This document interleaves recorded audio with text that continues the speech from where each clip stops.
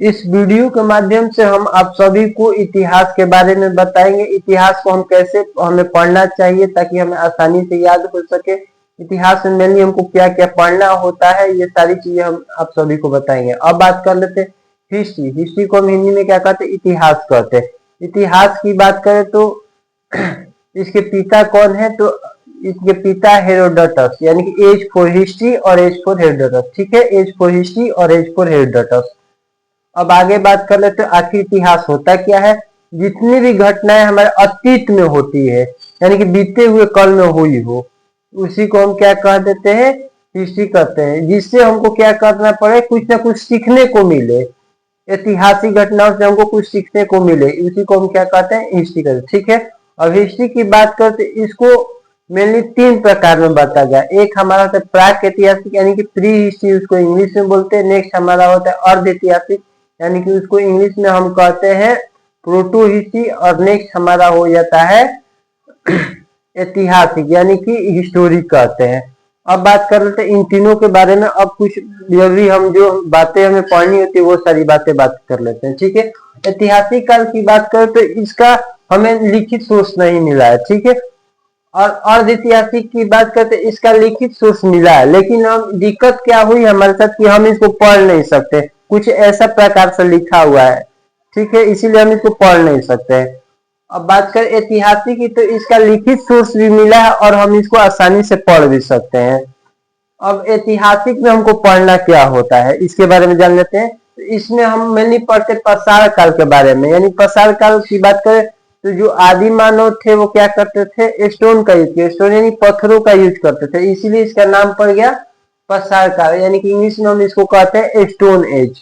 ठीक है, अब स्टोन एज यानी कि पाषाण काल को 4 भागों में फिर बांटा गया। कौन कौन से? एक हमारा होता है पूरा पाषाण काल, फिर मध्य पाषाण, फिर नव पाषाण और लास्ट में हमारा हो गया ताम्र पाषाण का। ठीक है, और पूरा पाषाण की बात करते हैं तो पूरा पाषाण यहाँ के जो आदि मानव थे उनको खानाबदोश कहा जाता है। यानी खानाबदोश का मतलब है वो केवल 2 चीजें जानते, एक शिकार करना और दूसरा पेट भर के खाना खाना, और तीसरी काम से उनको कोई मतलब न थी। ठीक है, अब बात करें पूरा पाषाण काल की, इसमें आग की खोज हो चुकी थी और इसमें और क्या हुआ? चित्रकला में ये लोग निपुण थे। चित्रकला में यानी कि कुछ इस प्रकार का चित्र बना देते थे, जो कि इसके हाथ में एक फलकदार हथियार भी देते थे। इसी प्रकार का कुछ चित्र बना देते थे पूरा पाषाण का। मध्य पाषाण की बात करें तो इसमें इनको माइक्रोलिथ कहा जाता है। माइक्रोलिथ का मतलब होता है ये लोग क्या किए, अब उन पत्थरों का इस्तेमाल करके छोटे मोटे उसे फलकदार हथियार यानी कि चोखीले नोखीले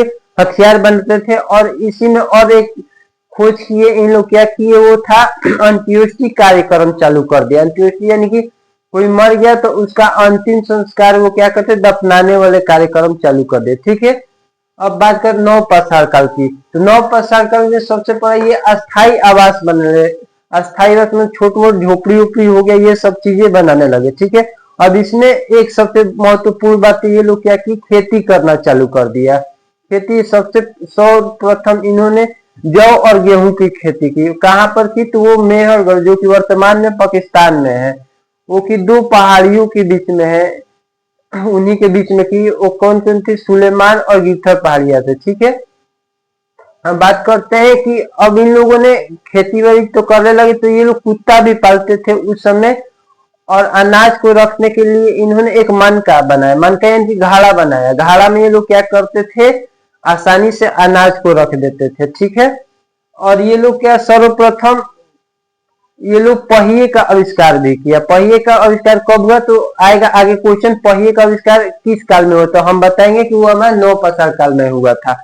और चौथा हमारा ताम्र पाषाण काल। इसका नाम ताम्र पाषाण काल इसलिए पड़ा क्योंकि इसमें तांबे की खोज हुई।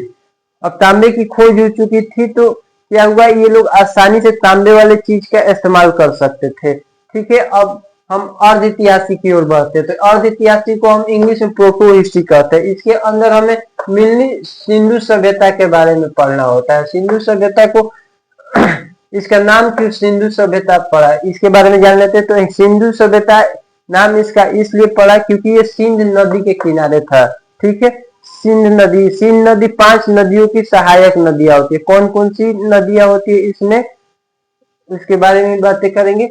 अब बात करते हैं, इसको सिंध सभ्यता में इसको हड़प्पा सभ्यता के नाम से भी जाना जाता है, क्योंकि ये हड़प्पा इसमें सबसे पहला जब शहर खोजा गया तो यहाँ पे हड़प्पा शहर खोजा गया, ठीक है। और ये इनकी जो गलियां अलियां होती है वो चारों ओर से बहुत ढकी, यानी कि मॉडर्न स्टाइल में बना था, ठीक है।